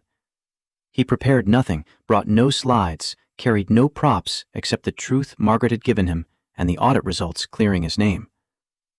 "My name is Marcus Thompson. I'm a senior financial analyst. I've worked at Sterling & Associates for 15 years, and I'm the father of Victoria Sterling's child." The room went absolutely still. Several board members shifted uncomfortably. Richard's expression was triumphant. Marcus had just confirmed everything they suspected. "I'm telling you this because secrets have power only when they're hidden. Richard wants you to believe that my relationship with Victoria compromised my professional judgment, that I received favorable treatment, that I'm some kind of predator who manipulated his boss for career advancement." Marcus pulled the audit report from his pocket and set it on the table. "The external audit says otherwise." He walked around the table, making eye contact with each board member. "This report shows that every project I led was assigned based on merit. My performance reviews were top 3% for 6 consecutive years, 3 of those years before Victoria became CEO. My client retention rate is 94%. I've brought in $43 million in new business. I have industry awards from 2 different professional associations." Marcus stopped in front of Richard. "The only thing different about me is that I'm black, and I've spent 15 years being twice as good to get half as far. Not because I wanted sympathy, because I have dignity. I deserve respect. You can question whether I should have gotten involved with my boss. I've questioned it myself every day for the past 3 months. But you cannot question whether I earned every project, every promotion, every success through my own merit and hard work." Thomas Cartwright cleared his throat. "Mr. Thompson, we appreciate your passion, but this doesn't address the central concern. Your relationship with Mrs. Sterling creates an appearance of impropriety that damages the firm's reputation. Then judge Victoria Sterling by the same standard you judge everyone else in this room. Her work." Marcus's voice hardened. "She increased profits 41% in 4 years. She landed Fortune 500 contracts that everyone said were impossible. She rebuilt this company's reputation after your previous CEO nearly bankrupted it through bad acquisitions." He turned to face the full board. "My daughter had heart surgery consultation last month. Mitral valve prolapse. She might need invasive surgery within the year. Victoria, Ms. Sterling, was there. She held my hand through 4 hours of tests and consultations. She read bedtime stories to a 7-year-old she barely knew. She learned to do the voices because Emma said that's what made them real." Marcus felt his voice crack, but pushed through. "That's not scandal. That's grace. That's a woman learning to be human after spending 20 years proving she could be as ruthless as any man in this room. And you want to destroy her for it." The silence that followed was broken by Richard's cold laugh. "This is very touching, Thompson, but it doesn't change the facts. Victoria's judgment is compromised. Yours is compromised. The company needs leaders without criminal records. Margaret Powell stood, her voice cutting through Richard's speech like a blade. Which brings us to an interesting question about your leadership qualifications, Richard. Margaret distributed folders to each board member with the efficiency of someone who'd planned this moment carefully. Over the past 3 years, Richard Hayes has embezzled $1.8 million through ghost vendors, inflated invoices, and carefully buried accounting discrepancies. Richard's face went white. That's absurd. I've been directing the finance team. You've been directing audits away from accounts you control, hiding theft behind legitimate expenses. The FBI has been investigating for 2 weeks. They have warrants ready. Margaret looked at Thomas Cartwright. I notified federal authorities this morning that we'd be presenting this evidence today. They're waiting in the building. Richard lunged for the door, but 2 federal agents were already entering. The lead agent, a woman with sharp eyes and a badge that read Special Agent Taurus, addressed Richard with bureaucratic precision. Richard Hayes, you're under arrest for wire fraud, embezzlement, and conspiracy to defraud. You have the right to remain silent. The arrest happened in surreal slow motion. Richard protesting, demanding lawyers, looking at the board members for support that didn't come. The agents leading him out in handcuffs while the entire room watched in stunned silence. The door closing behind them with a soft click that somehow sounded louder than Richard's shouted accusations. Thomas Cartwright broke the silence. Well, that was unexpected. Margaret resumed her seat as if nothing unusual had happened. I recommend we table the CEO appointment discussion until Victoria can address the board herself, preferably after she delivers her baby and recovers from medical leave. Agreed. Cartwright looked at Marcus. Mr. Thompson, you mentioned an audit clearing you of misconduct? Marcus handed over the document. Cartwright reviewed it quickly, then passed it to the board member beside him. It made its way around the table, each person reading with expressions that shifted from skepticism to surprise to something approaching respect. The audit concludes that all project assignments were merit-based and that Mr. Thompson's performance exceeded expectations across all measurable metrics. Cartwright set the report down. It also notes that the anonymous complaint triggering the investigation came from a company email account registered to Richard Hayes. The implications settled over the room like falling snow. Richard had fabricated the entire favoritism accusation to cover his own crimes and position himself for Victoria's job. I move to reinstate Marcus Thompson immediately with full back pay and a formal apology. Margaret's voice was crisp. All in favor? 12 hands rose. Only 2 abstained. The vote was recorded, the meeting adjourned, and Marcus found himself surrounded by board members offering handshakes and carefully worded acknowledgments of error. It felt less like vindication than simply having the truth acknowledged after months of being treated like it didn't exist. Margaret walked him to the elevator. Sarah would be proud. You did good work in there. You did the hard part, the investigation, the evidence. I provided ammunition. You provided the courage to use it. Margaret pressed the elevator button. Your wife told me something else years ago when we worked together. She said the most dangerous thing wasn't being afraid. It was letting fear make you small. You chose not to be small today. The elevator arrived and Marcus stepped inside. Thank you. For believing her. For believing me. Character recognizes character, Thompson. Don't forget that. Marcus drove straight to Victoria's penthouse, still riding the adrenaline of the board meeting. Amanda let him in with a knowing smile. Apparently, news of Richard's arrest had already spread through company channels.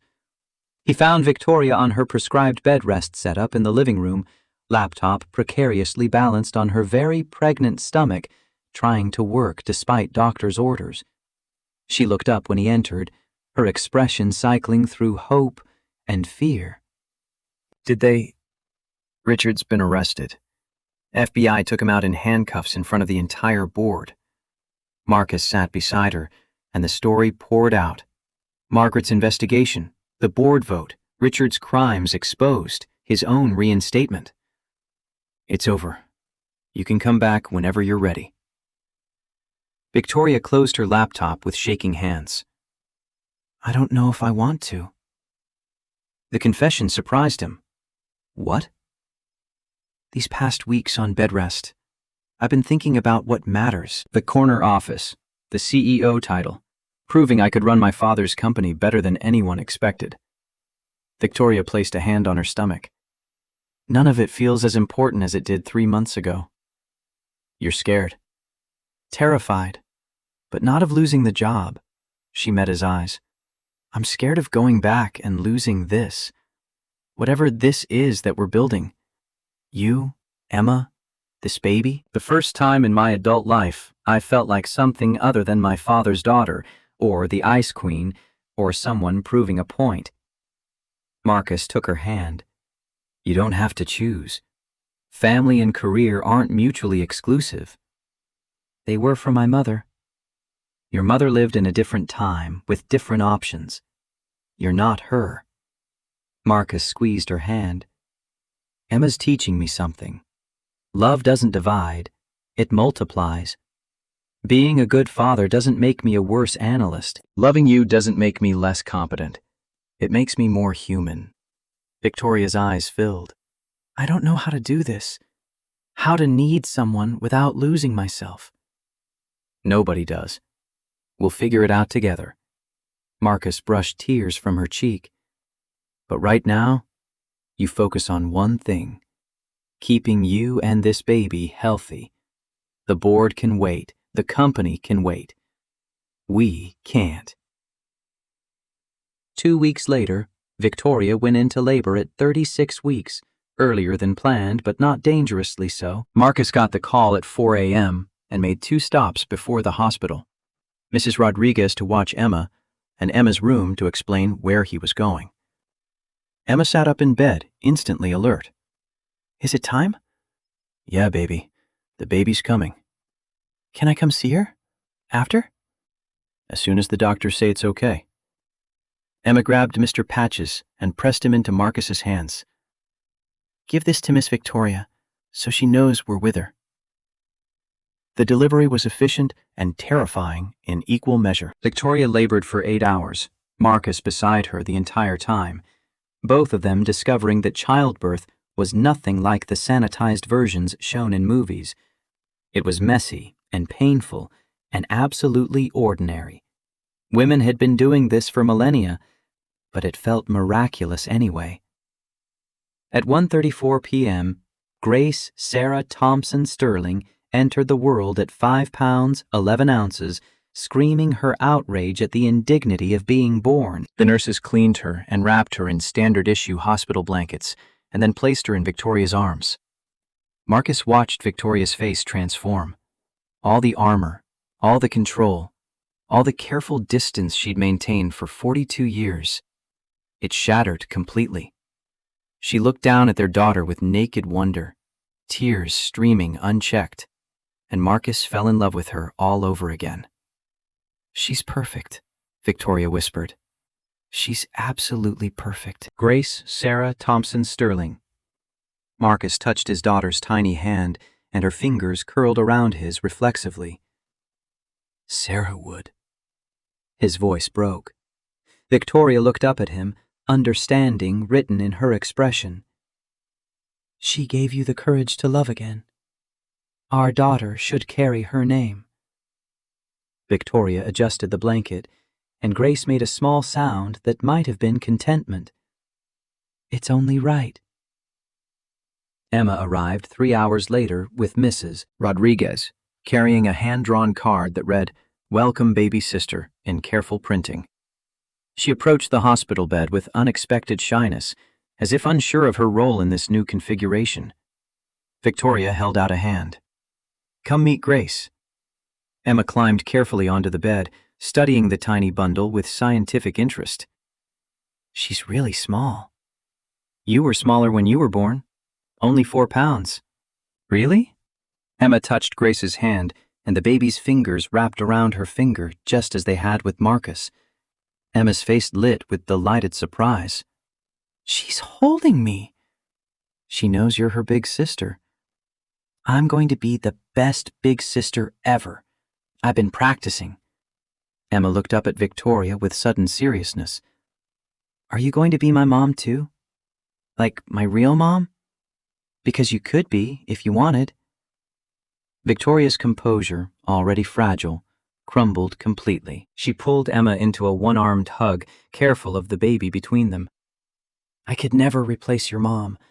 She was extraordinary, and she loved you so much. I know, but Mommy's in heaven, and you're here. Emma's logic was simple and devastating. Can I have two moms? One who watches from up there, and one who's here with me? Marcus watched Victoria struggle to answer, saw her trying to navigate this enormous question from a 7-year-old who'd already lost one mother. Finally, Victoria found words. I would be honored to be your mom on Earth, if your dad says it's okay. Both of them looked at Marcus. He thought about Sarah telling Emma that Daddy might find someone new someday, about the way Victoria had learned to read bedtime stories with voices, about Emma's wisdom that love multiplied rather than divided. Yeah, baby. I think Mommy would really like that. That night, after Emma and Mrs. Rodriguez left and Grace was sleeping in the bassinet beside Victoria's bed, Marcus and Victoria sat in the quiet darkness of the hospital room. Recovery would be long. Victoria's preeclampsia meant extended monitoring, and Grace's early arrival required extra care.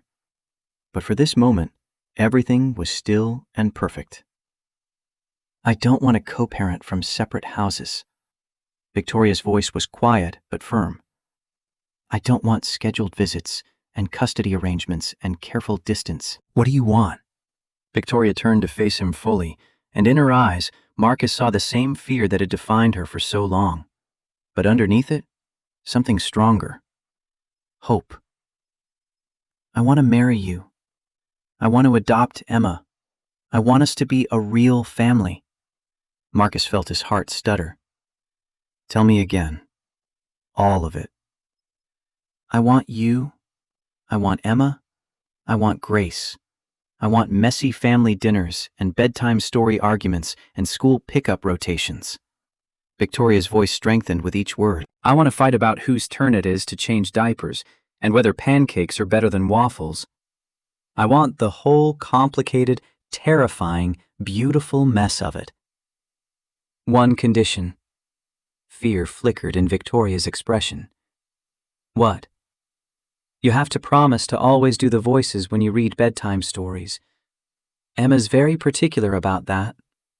Victoria laughed through tears. I promise.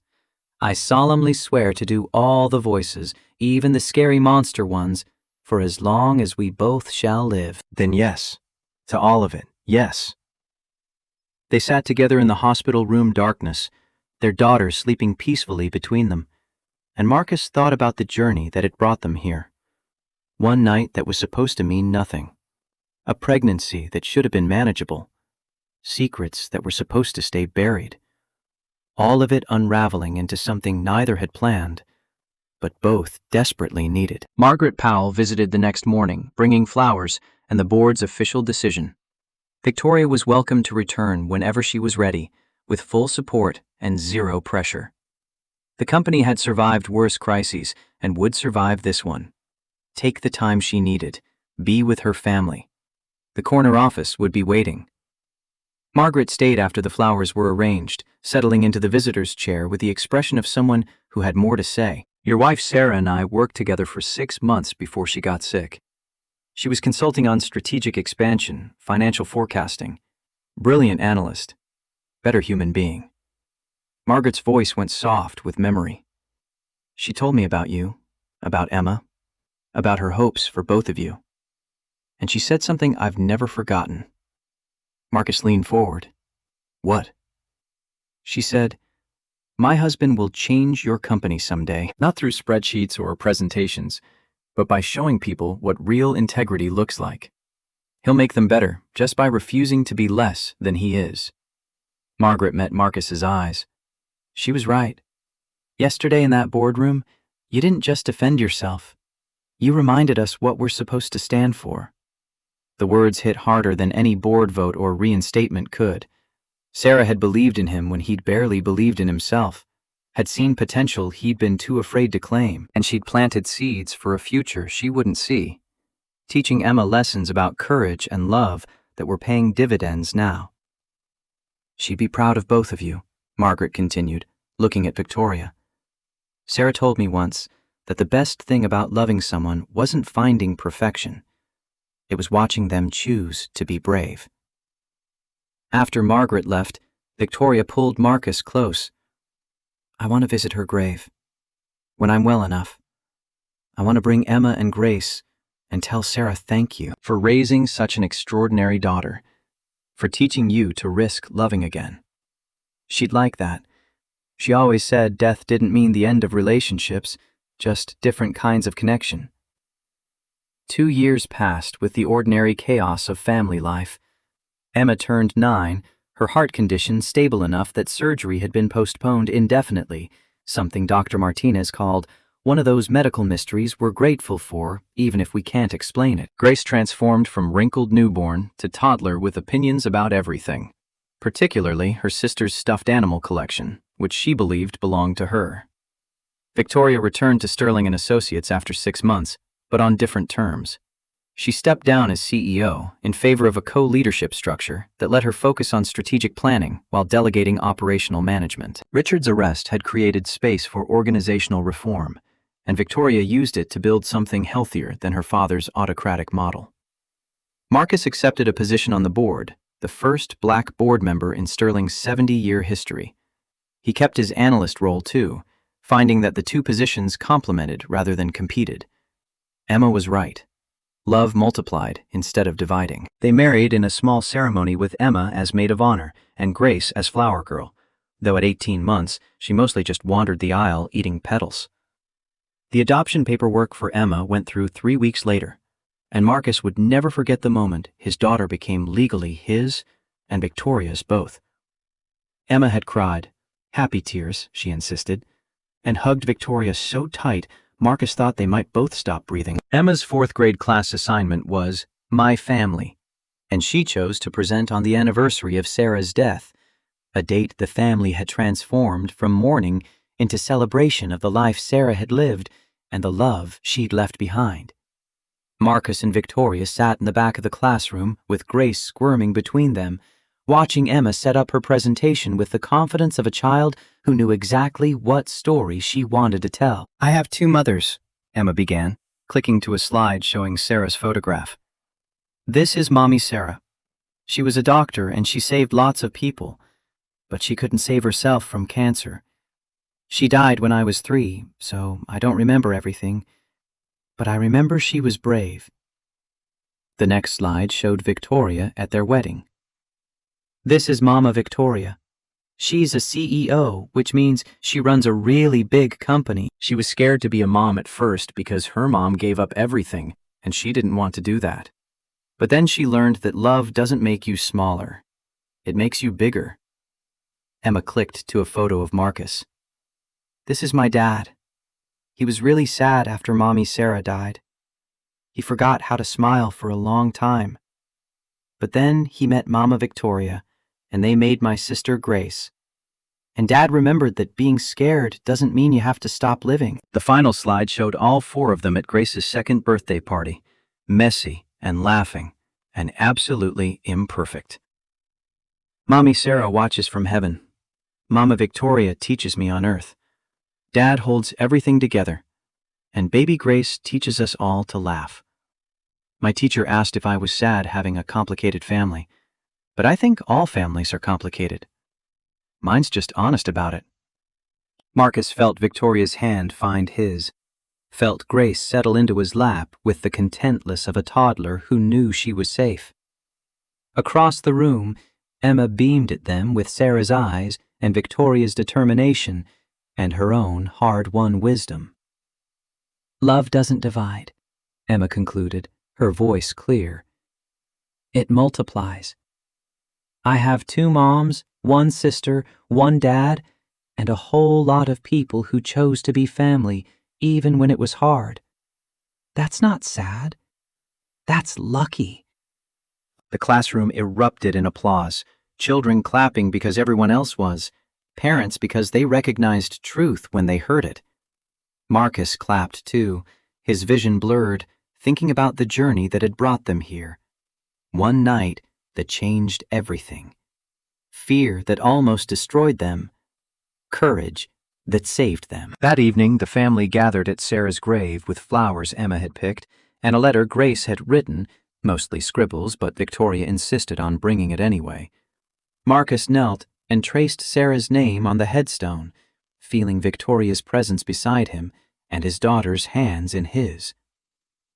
"We brought someone to meet you," he said quietly. "This is Victoria. She's teaching me that second chances aren't betrayals. And this is Grace, Sarah. She's got your middle name and your stubbornness." Emma added her own message. "Hi, Mommy. I have a new mom now, but you'll always be my first mom, the one who taught me to be brave. Mama Victoria says thank you for that. She says you gave her the best gift, a family that loves even when it's scary." They sat together in the quiet cemetery, 4 people connected by love that had survived loss and fear and every obstacle they'd faced. Grace babbled something incomprehensible, and Emma translated with complete confidence. "She says hello to Grandma Sarah." Victoria pulled both girls close, and Marcus wrapped his arms around all 3 of them, his past and his present and his future woven together in impossible, beautiful complexity. Later, at home, after the girls were asleep and the house had settled into nighttime quiet, Marcus found Victoria on the back porch, watching stars emerge. She'd taken to this spot during pregnancy and never stopped claiming it, her refuge from the chaos of work and toddlers and the ordinary stress of building a life. Emma's presentation was extraordinary. Victoria leaned into him when he joined her. "Sarah raised an incredible child. We're raising an incredible child. Both of them. Do you think she minds? Sarah, I mean? That I'm here? That I'm Emma's mother too?" Marcus considered the question seriously, thinking about Sarah's last instructions to live instead of just surviving. "I think she's grateful. You gave me permission to stop being afraid. That's exactly what she wanted." They sat in comfortable silence, and Marcus thought about Margaret Powell's words from 2 years ago. The best thing about loving someone was watching them choose to be brave. He'd watched Victoria choose courage over control, vulnerability over armor, family over the corner office she'd spent 20 years proving she deserved. "Are you happy?" The question slipped out before Marcus could stop it, vulnerable in a way he still wasn't entirely comfortable with. Victoria turned to face him, her expression open in the moonlight. "Yeah. For the first time in my entire life, I'm actually happy. Not successful, not accomplished, not proving anything to anyone. Just happy." "Say it again." She smiled, understanding the callback to all those moments when he'd demanded she mean what she said. "I'm happy, Marcus Thompson. With you, with our girls, with this messy, complicated, beautiful life we've built. I'm so happy I sometimes can't believe it's real."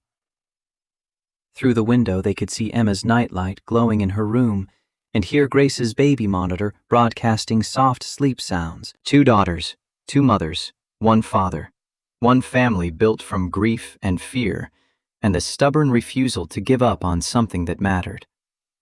Marcus pulled Victoria close, breathing in the jasmine scent she'd worn since the night they'd first talked about loss and loneliness. "I love you. Both of you. All of you. The ice queen and the scared woman, and the mother learning to do the voices. I love you too. Thank you for not running." For standing in that boardroom and choosing the hard thing instead of the safe thing. Victoria's voice dropped to a whisper. "For teaching me that weakness isn't the same as vulnerability, that needing someone doesn't make you less, that love is always worth the risk. Inside, Grace's cry interrupted the moment, not distressed, just awake and wanting company. Marcus and Victoria moved together without discussion, practiced partners in the midnight routine of parenting. They found Emma already in Grace's room, having heard her sister through the thin walls, reading a board book with elaborate voices, while Grace watched with fascinated attention. The monster said, "I love you, Max, but like he really means it," Emma was explaining, her voice pitching deep for emphasis. Grace giggled and clapped her small hands together. Marcus and Victoria stood in the doorway watching their daughters, and something passed between them without words. This was what they'd almost sacrificed for safety, for reputation, for fear dressed up as practical choices. This ordinary magic of children laughing at midnight, a family built from courage instead of convenience. Emma looked up and saw them watching. "I got it, Dad. You can go back to sleep. I'm good at being a big sister now." "Yeah, baby. You really are." They returned to their room, and Marcus pulled Victoria close in the darkness, thinking about all the ways his life had transformed. The scared, grieving widower who'd built walls so high he'd forgotten what connection felt like. The woman who'd confused control with strength until a 7-year-old taught her the difference. Two broken people learning to be whole together. "Marcus?" Victoria's voice was drowsy, already drifting toward sleep. "If you could go back and change what happened, that night at the gala, everything that came after, would you?" He thought about the question seriously. All the pain, the fear, the professional damage, the moments when he'd been certain they wouldn't survive. Balanced against Emma's wisdom, Grace's existence, Victoria's transformation from Ice Queen to someone who read bedtime stories with voices. No, I wouldn't change a single moment, because it brought us here. Victoria's hand found his in the darkness. "Me neither. Good night, Marcus." Good night, love. Outside, the city hummed with millions of lives being lived, each one as complex and beautiful and messy as theirs. Somewhere, people were making the same choices Marcus and Victoria had made, choosing courage over comfort, vulnerability over armor, love over the safe certainty of loneliness. And somewhere, Marcus hoped, they were finding the same impossible grace that had saved him, the same grace that wore Sarah's name and had her stubbornness, the same grace that multiplied instead of dividing, that transformed fear into strength, that proved his wife right one final time. Life wasn't a prison sentence to be served perfectly. It was a choice to be made, over and over, every single day. And Marcus Thompson had finally learned to choose well.